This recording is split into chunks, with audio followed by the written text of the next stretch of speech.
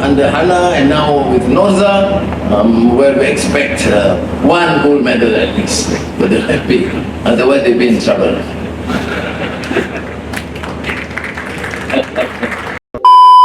When it comes to sports, or football or badminton, those days, I mean, everybody's gathered together those days and wanting our team to win.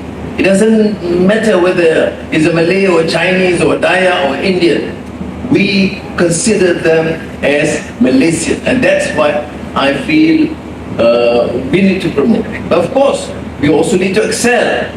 So everybody's waiting under Hana and now with Norza, where we expect one gold medal at least for the Olympic.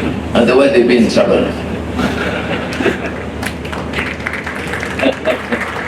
But as I always tell my grandchildren, because sometimes chess or football they're involved in, they get very upset and they lose. I told them there's not the spirit. The spirit, of course, to win. But the sportsmanship, the term sportsmanship is such a value-laden term. You try your best, you try and excel, but you accept it in a sportsmanship fashion. There's no language in politics about sportsmanship. Politics is where you kill one another. I mean, not literally, hopefully, but only in sports, not in culture, not in the arts, or not in the economic rivalry. But in sport, there's this term called sportsmanship, which essentially means you must work, you must try and excel and win, but you accept the fact that the best man or woman or team win, and in that sportsmanship spirit. That's why we take very seriously any issue of hooliganism and violence in sports, particularly in football in this country.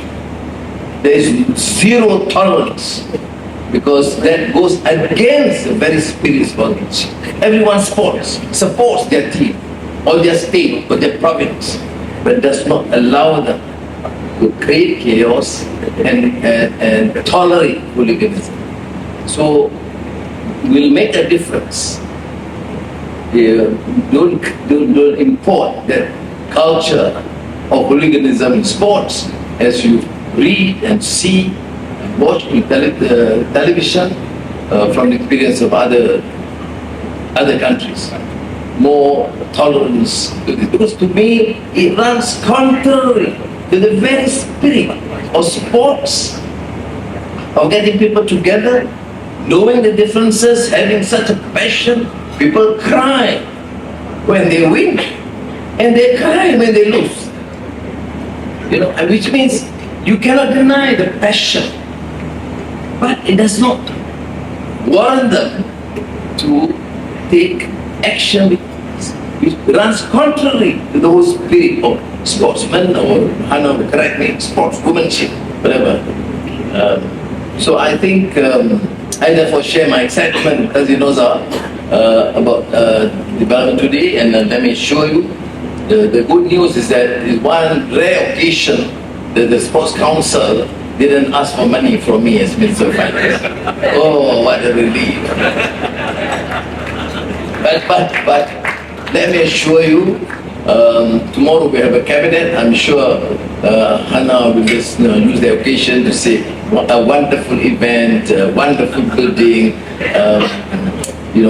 for sports, for culture, for the environment, for alternative energy, for green, for climate change, whatever. And we can to look at the requirements when necessary. I can assure you, I will not announce anything today, but I can assure you that we will continue to monitor, we will support the council, and will support the sports organizations as long as they care or take special effort to improve governance and to make sure that the benefit does not go to the council or to the board members, but must ultimately benefit the sportsmen and sportswomen, and particularly the young who aspire to do much more and will certainly be able to contribute much more to this country.